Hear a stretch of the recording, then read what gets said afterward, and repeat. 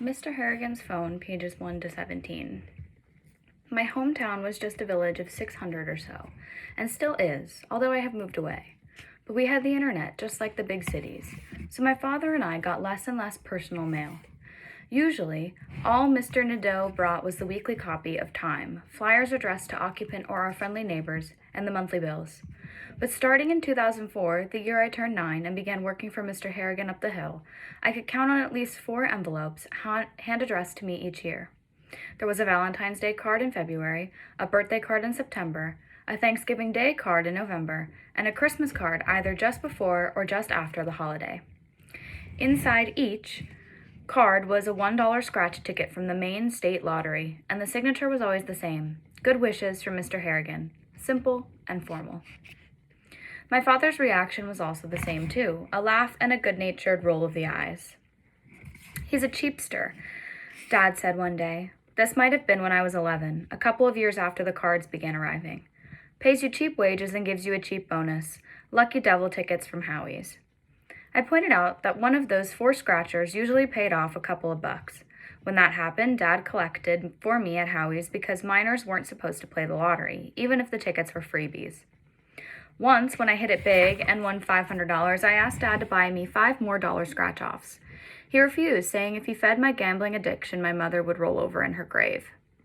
"Mr. Harrigan, doing it is bad enough," Dad said. "Besides, he should be paying you $7 an hour, maybe even $8. God knows he can afford it. $5 an hour may be legal since you're just a kid, but some would consider it child abuse." "I like working for him," I said, "and I like him, Dad." "I understand that," he said, "and it's not like reading to him and weeding his flower garden makes you a 21st century Oliver Twist, but he's still a cheapster. I'm surprised he's willing to spring for postage to mail those cards when it can't be more than a quarter of a mile from his mailbox to ours."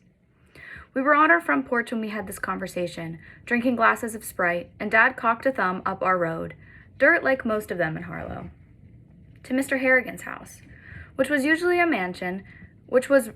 a mansion, complete with an indoor pool, a conservatory, a glass elevator that I absolutely loved to ride in, and a greenhouse out back where there used to be a dairy barn. Before my time, but Dad remembered it well. "You know how bad his arthritis is," I said. "Now he uses 2 canes instead of 1 sometimes. Walking down here would kill him." "Then he could just hand the damn greeting cards to you," Dad said. There was no bite to his words. He was mostly just teasing. He and Mr. Harrigan got along all right. My dad got on all right with everyone in Harlow. I suppose that's what made him a good salesman. God knows you're up there enough. "It wouldn't be the same," I said. "No? Why not?" I couldn't explain. I had plenty of vocabulary, thanks to all the reading I did, but not much life experience. I just knew I liked getting those cards, looking forward to them, and to the lottery ticket. I always scratched off with my lucky dime, and so the signature in his old-fashioned cursive, "Good wishes from Mr. Harrigan," looking back, the word ceremonial comes to mind. It was like how Mr. Harrigan always wore one of his scrawny black ties when he and I drove to town, even though he'd mostly just sit behind the wheel of his sensible Ford sedan reading the Financial Times, while I went into the IGA and got the things on the shopping list. There was always corned beef hash on that list and a dozen eggs. Mr. Harrigan sometimes opined that a man could live perfectly well on eggs and corned beef hash once he had reached a certain age. When I asked him what that age would be, he said 68.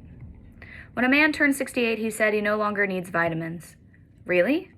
"No," he said. "I only say that to justify my bad eating habits. Did you or did you not order satellite radio for this car, Craig?" "I did. On Dad's home computer because Mr. Harrigan didn't have one." "Then where is it? All I get is that damn windbag Limbaugh." I showed him how to get to the XM radio. He turned the knob past 100 or so stations until he found one specializing in country. It was playing "Stand By Your Man." That song still gives me the chills, and I suppose it always will. On that day in my 11th year, as my dad and I sat drinking our Sprites and looking up at the big house, which was exactly what Harlowites called it, the big house, as if it were Shawshank Prison, I said, "Getting snail mail is cool." Dad did his eye roll thing. "Email is cool, and cellular phones. Those things seem like miracles to me. You're too young to understand. If you'd grown up with nothing but a party line and 4 other houses on it, including Mrs. Eldelson, who never shut up, you might feel differently." When can I have a cell phone? This was a question I'd asked a lot that year, more frequently after the first iPhones went on sale. When I decide you're old enough. Whatever, Dad. It was my turn to roll my eyes, which made him laugh. Then he grew serious. Do you understand how rich John Harrigan is? I shrugged. I know he used to own mills. He owned a lot more than mills. Until he retired, he was the grand high poobah of a company called Oak Enterprises. It owned a shipping line, shopping centers, a chain of movie theaters, a telecom company, I don't know what all else. When it came to the big board, Oak was one of the biggest. What's the big board? Stock market. Gambling for rich people. When Harrigan sold out, the deal wasn't just in the business section of the New York Times. It was on the front page. That guy who drives a 6-year-old Ford, lives at the end of a dirt road, pays you $5 an hour, and sends you a $1 scratch ticket 4 times a year, is sitting on better than $1 billion. Dad grinned. And my worst suit, the one your mother would make me give to the Goodwill if she were still alive, is better than the one he wears to church.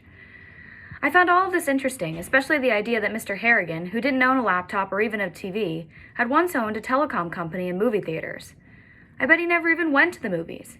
He was what my dad called a Luddite, meaning, among other things, a guy who doesn't like gadgets. The satellite radio was an exception because he liked country music and hated all the ads on WOXO, which was the only C&W station his car radio could pull in. Do you know how much $1 billion is, Greg? 100 million, right? Try 1,000 million. Wow, I said, but only because a wow seemed called for. I understand $5 and I understand 500. The price of a used motor scooter for sale on the deep cut road that I dreamed of owning, good luck there, and I had a theoretical understanding of 5,000, which was about what my dad made each month as a salesman at Parmalu Tractors and Heavy Machinery in Gates Falls. Dad was always getting his picture on the wall as Salesman of the Month. He claimed that was no big deal, but I knew better. When he got Salesman of the Month, we went to dinner at Marcel's, the fancy fresh restaurant in Castle Rock. Wow is right, Dad said, and toasted the big house on the hill. With all those rooms that went mostly unused in the elevator Mr. Harrigan loathed, but had to use because of his arthritis and sciatica. Wow is just about goddamn right. Before I tell you about the big money lottery ticket and Mr. Harrigan dying and the trouble I had with Kenny Yanko when I was a freshman at Gates Falls High, I should tell you about how I happened to work for Mr. Harrigan. It was because of church. Dad and I went to First Methodist of Harlow, which was the only Methodist of Harlow. There used to be another church in town, the one the Baptists used, but it burned down in 1996. Some people shoot off fireworks to celebrate the arrival of a new baby, Dad said. I couldn't have been more than 4 then, but I remember it, probably because fireworks interested me. Your mom and I said to hell with that and burned down a church to welcome you, Craigster, and what a lovely blaze it made. Never say that, my mother said. He might believe you and burn one down when he was a kid of his own. They joked a lot together, and I laughed even when I didn't get it. The 3 of us used to walk to church together, our boots crunching through packed snow in winter, our good shoes puffing up dust in summer, which my mom would wipe off with a Kleenex before we went inside, me always holding Dad's hand on my left and Mom's on my right. She was a good mom. I still missed her bad in 2004 when I started working for Mr. Harrigan, although she had been dead 3 years then. Now, 16 years later, I still miss her, although her face has faded in my memory and photos only refresh it a little. What that song says about motherless children is true. They have a hard time. I loved my dad and we always got along fine, but that song's right on another point too. There's so many things your daddy can't understand. Like making a daisy chain and putting it on your head in the big field behind our house and saying, today you're not just any little boy, you're King Craig. Like being pleased but not making it out to be a big deal, bragging and all. When you start reading Superman and Spider-Man comic books at the age of 3. Like getting in bed with you if you wake up in the middle of the night from a bad dream where Dr. Octopus is chasing you.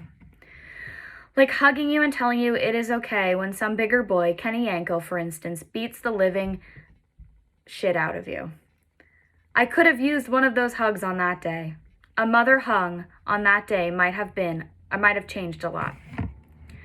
Never boasting about being a precocious reader was a gift my parents gave me, the gift of learning early that having some talent doesn't make you better than the next fellow. But word got around, as it always does in small towns, and when I was 8, Reverend Mooney asked me if I would like to read the Bible lesson on Family Sunday. It might have been the novelty of the thing that fetched him. Usually he got a high school boy or girl to do the honors. The reading was from the book of Mark that Sunday, and after the service, the Rev said I'd done a good job. I could do it every week if I wanted. He says a little child shall lead them. I told Dad. It's in the book of Isaiah. My father grunted as if that didn't move him much. Then he nodded. Fine, as long as you remember you're the medium, not the message. Huh? The Bible is the word of God, not the word of Craig, so don't get a big head about it. I said I wouldn't, and for the next 10 years until I went off to college, where I learned to smoke dope, drink beer, and chase girls, I read the weekly lesson. Even when things were at their very worst, I did that. The Rev would give me the scriptural reference a week in advance, chapter and verse, as the saying is. Then at Methodist Youth Fellowships on Thursday night, I'd bring him a list of the words I couldn't pronounce. As a result, I may be the only person in the state of Maine who can not only pronounce Nebuchadnezzar, but spell it. One of America's richest men moved to Harlow about 3 years before I started my Sunday job of delivering scripture to my elders. The turn of the century, in other words, right after he sold his companies and retired, and before his big house was even completely finished. The pool, the elevator, and the paved driveway came later. Mr. Harrigan attended church every week, dressed in his rusty black suit with the sagging seat, wearing one of his unfashionably narrow black ties, and with his thinning gray hair neatly combed. The rest of the week, the hair went every which way, like Einstein's after a busy day of deciphering the cosmos. Back then, he only used one cane, which he leaned on when we rose to sing hymns, I suppose I'll remember until the day I die, and that verse of the old rugged cross about water and blood flowing from Jesus' wound side will always give me chills, just like the last verse of Stand By Your Man, when Tammy Wynette goes all out. Anyway, Mr. Harrigan didn't actually sing, which was good because he had a kind of rusty, shrieky voice, but he mouthed along. He and my dad had that in common. One Sunday in the fall of 2004, all the trees in our part of the world burning with color, I read part 2 of Samuel, doing my usual job of imparting to the congregation a message I hardly understood, but knew Reverend Mooney would explain in his sermon. The beauty of Israel is slain upon thy high places. How are the mighty fallen? Tell it not in Gath, publish it not in the streets of Ascalon, lest the daughters of the Philistines rejoice, lest the daughters of the uncircumcised triumph. When I sat down in our pew, Dad patted me on the shoulder and whispered, "You said a mouthful in my ear." I had to cover my mouth to hide a smile. The next evening, as we were finishing up the supper dishes, Dad washing, me drying and putting away, Mr. Harrigan's Ford pulled into the driveway. His cane thumped up our dooryard steps, and Dad opened the door just before he could knock. Mr. Harrigan declined the living room and sat at the kitchen table just like home folks. He accepted a Sprite when Dad offered, but declined a glass. "I take it from the bottle, the way my pa did," he said. He got right to the point, being a man of business. If my father approved, Mr. Harrigan said he'd like to hire me to read to him 2 or perhaps 3 hours a week. For this, he would pay $5 an hour. He could offer another 3 hours worth of work, he said, if I would tend to his garden a bit and do some other chores, such as snow shoveling the steps in the winter and dusting what needed to be dusted year-round. 25, maybe even $30 a week, half of it just for reading, which was something I would have done for free. I couldn't believe it. Thoughts of saving up for a motor scooter immediately rose to mind, even though I would not be able to ride one legally for another 7 years. It was too good to be true, and I was afraid my father would say no, but he didn't. "Just don't give him anything controversial," Dad said.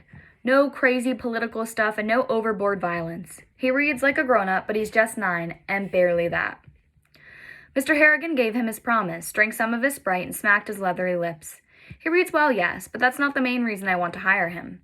He doesn't drone. Even when he doesn't understand, I find that remarkable. Not amazing, but remarkable." He put the bottle down and leaned forward, fixing me with his sharp gaze. I often saw amusement in those eyes, but only seldom did I see warmth, and that night in 2004 wasn't one of them. "About your reading yesterday, Craig, do you know what is meant by the daughters of the uncircumcised?" "Not really," I said. "I didn't think so, but you still got the right tone of anger and lamentation in your voice. Do you know what lamentation is, by the way?" "Crying and stuff." He nodded. "But you didn't overdo it. You didn't ham it up. That was good. A reader is a carrier, not a creator. Does Reverend Mooney help you with your pronunciation?" "Yes, sir, sometimes." Mr. Harrigan drank some more Sprite and rose, leaning on his cane. "Tell him it's Ashkelon, not Ascalon." I found that unintentionally funny, but I have a very low sense of humor. "Shall we have a trial run Wednesday at 3? Are you out of school by then?" I got out of Harlow Elementary at 2:30. "Yes, sir, 3 would be fine." "Shall we stay until 4, or is that too late?" "That works," Dad said. He sounded bemused by the whole thing. "We don't eat until 6. I like to watch the local news." Doesn't that play hell with your digestion? Dad laughed, although I don't really think Mr. Harrigan was joking. Sometimes it does. I'm not a fan of Mr. Bush. He is a bit of a fool, Mr. Harrigan agreed, but at least he's surrounded himself with men who understand business. 3 on Wednesday, Craig, and don't be late. I have no patience with tardiness. Nothing risque either, Dad said. Time enough for that when he's older. Mr. Harrigan also promised this, but I suppose men who understand business also understand that promises are easy to discard, being as how giving them is free. There was certainly nothing risque in Heart of Darkness, which was the first book I read for him. When we finished, Mr. Harrigan asked me if I understood it. I don't think he was trying to tutor me. He was just curious. Not a whole lot, I said, but that guy Kurtz was pretty crazy. I got that much. There was nothing risque in the next book either, Silas Marner. He was just a borathon, in my opinion. The third one, however, was Lady Shatterley's Lover, and that was certainly an eye-opener. It was 2006 when I was introduced to Constance Shatterley and her randy gamekeeper. I was 10. All these years later, I can still remember the verses of The Old Rugged Cross, and just as vividly recall Mellor stroking the lady and murmuring, "Thou'rt nice," how he treated her as a good thing for boys to learn and a good thing to remember. Do you remember what you just read? Mr. Harrigan asked me after one particularly steamy passage. Again, just curious. No, I said, but that wasn't strictly true. I understood a lot more of what was going on between Ollie Mellors and Connie Chatterley in the woods than I did about what was going on between Marlowe and Kurtz down there in the Belgian Congo. Sex is hard to figure out, something I learned even before I got to college, but crazy is even harder. Fine, Mr. Harrigan said, but if your father asks what we're reading, I suggest you tell him Dombey and Son, which we're going to read next anyway. My father never did ask about that one anyway, and I was relieved when we moved on to Dombey, which was the first adult novel I remember really liking. I didn't want to lie to my dad. It would have made me feel horrible, although I'm sure Mr. Harrigan would have had no problem with it. Mr. Harrigan liked me to read to him because his eyes tired easily. He probably didn't need me to weed his flowers. Pete Bostwick, who mowed his acre or so of lawn, would have been happy to do that, I think. And Edna Grogan, his housekeeper, would have been happy to dust his large collection of antique snow globes and glass paperweights. But that was my job. He mostly just liked having me around. He never told me that until shortly before he died, but I knew it. I just didn't know why, and I'm not sure I do now. Once when we were coming back from dinner at Marcel's in the Rock, my dad said very abruptly, "Does Harrigan ever touch you in a way you don't like?" I was years from even being able to grow a shadow mustache, but I knew what he was asking. We had learned about stranger danger and inappropriate touching in the 3rd grade, for God's sake. Do you mean does he grope me? No, geez, Dad, he's not gay. All right, don't get all mad about it, Craigster. I had to ask, because you're up there a lot. If he was groping me, he could at least send me a $2 scratch tickets, I said, and that made Dad laugh. $30 a week was about what I made, and Dad insisted I put at least 20 of it in my college savings account, which I did, although I considered it mega stupid. When even being a teenager seems an age away, college might as well be in another lifetime. $10 a week was still a fortune. I spent some of it on burgers and shakes at the Howie's Market lunch counter, most of it on old paperbacks at Dolly's Used Books in Gates Falls. The ones I bought weren't heavy-going like the ones I read to Mr. Harrigan. Even Lady Shatterley was heavy when Constance and Mellors weren't steaming that place up. I liked crime novels, and westerns like Shootout and Gillibend and Hot Lead Trail. Reading to Mr. Harrigan was work, not sweet labor, but work. A book like One Monday We Killed Them All by John D. MacDonald was pure pleasure. I told myself I ought to save up the money, but that didn't go into the college fund for one of the new Apple phones that went on sale in the summer of 2007. But they were expensive, like $600, and at $10 a week, that would take me over a year. And when you're just 11 going on 12, a year is a very long time. Besides, those old paperbacks with the colorful colors called to me. On Christmas morning of 2007, 3 years after I started working for Mr. Harrigan and 2 years before he died, there was only one package for me under the tree, and my dad told me to save it for last. After he had duly admired the paisley vest, the slippers, and the briar pipe I'd gotten him, with that out of the way, I tore off the wrappings on my one present, and shrieked with delight when I saw he'd gotten me exactly what I'd been lusting for. An iPhone that did so many different things it made my father's car phone look like an old antique. Things have changed a lot since then. Now it's the iPhone my father gave me for Christmas in 2007 that's the antique, like the 5-family party line he told me about from back when he was a kid. There's been so many changes, so many advances, and they happened so fast. My Christmas iPhone had just 16 apps, and they came preloaded. One of them was YouTube because back then Apple and YouTube were friends. That changed. One was called SMS, which was primitive text messaging. No emojis, a word not yet invented, unless you made them yourself. There was a weather app that was usually wrong, but you could make phone calls from something small enough to carry in your hip pocket, and even better, there was Safari, which linked you to the outside world. When you grew up in a no-spotlight dirt road town like Harlow, the outside world was a strange and a tempting place, and you longed to touch it in a way network TV couldn't match. At least I did. All these things were at your fingertips, courtesy of AT&T and Steve Jobs. There was another app as well, one that made me think of Mr. Harrigan even on that first joyful morning. Something much cooler than the satellite radio in his car. At least for guys like him. "Thanks, Dad," I said and hugged him. "Thank you so much. Just don't overuse it. The phone charges are sky high and I'll be keeping track." "They'll come down," I said.